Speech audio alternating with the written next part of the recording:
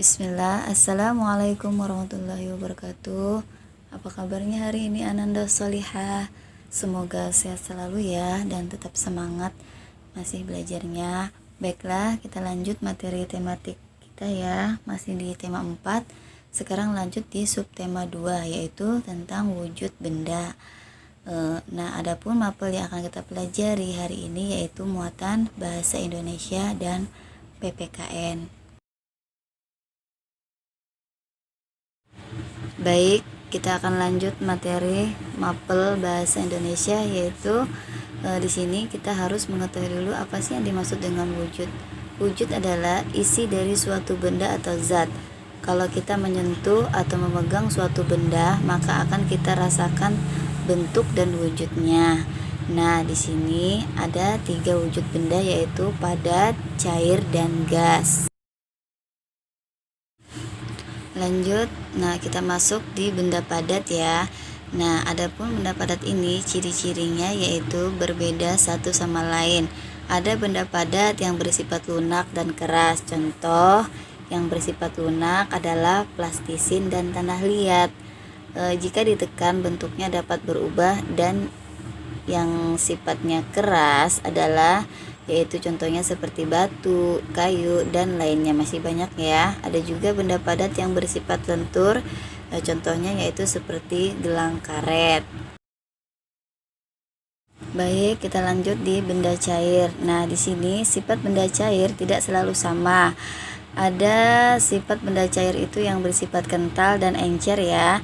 Benda cair yang bersifat kental contohnya yaitu seperti kecap manis, madu, dan masih banyak lagi lainnya ya. Adapun yang bersifat encer contohnya seperti air, susu cair, dan lainnya, masih banyak juga.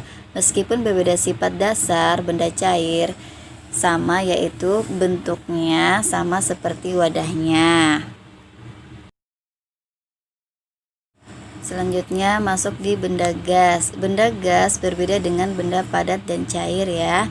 Angin, udara, dan asap termasuk benda gas. Ada beberapa gas yang berbahaya, yaitu asap knalpot kendaraan. Nah, ini sangat berbahaya ya bila kita terhirup, jadi kita harus selalu menghindar.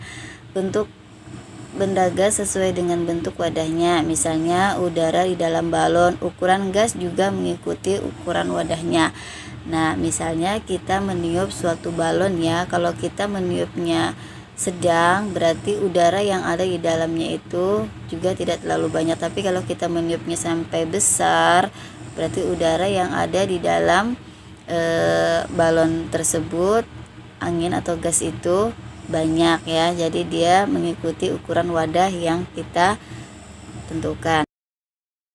Baik, di sini Ibu sudah membuatkan peta konsep wujud benda ya, agar mudah dipahami. Di sini ada benda yaitu yang bersifat atau berdasarkan wujudnya itu ada yang padat, cair, dan gas. Adapun dia memiliki sifat juga beserta contohnya ya.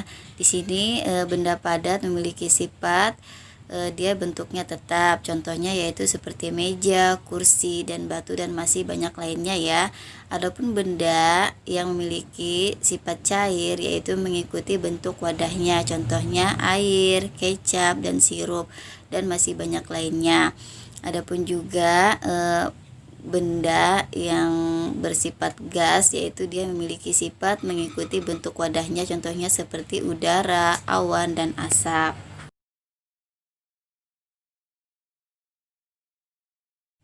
Lanjut, kita masuk di mapel PPKN ya, yaitu di sini kita akan mempelajari macam-macam manfaat sifat tolong menolong. Di antaranya dapat meringankan beban orang yang sedang kesusahan.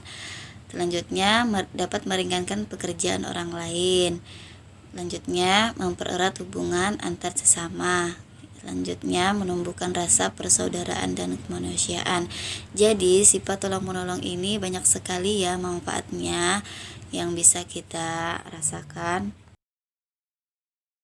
Selanjutnya kita akan juga mempelajari manfaat gotong royong. Namun sebelum itu kita harus mengetahui dulu apa sih yang dimaksud dengan gotong royong. Gotong royong merupakan salah satu wujud dari kegiatan tolong menolong di masyarakat ya. Nah, gotong royong adalah kegiatan yang dilakukan bersama-sama untuk mencapai tujuan bersama. Contohnya seperti kita memperbaiki jembatan pada saat terjadi bencana. Nah, gotong royong sebaiknya dilakukan dengan sukarela dan atas kesadaran sendiri.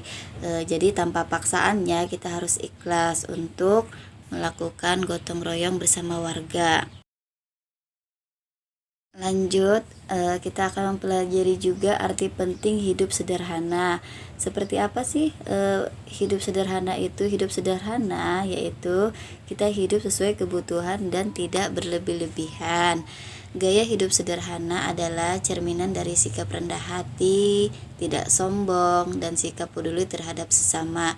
Jadi hidup sederhana ini sangat diperlukan sekali ya dalam kehidupan sehari-hari agar kita bisa mengontrol diri kita dengan baik. Jadi kita kalau melakukan sesuatu atau berbelanja itu tidak secara berpoya-poya atau berlebihan. Alhamdulillah, pembelajaran tematik hari ini sudah selesai ya Salehah. Semoga bisa dipahami dan disimak videonya dengan baik. Barakallahu fikum. Syukron. Assalamualaikum warahmatullahi wabarakatuh.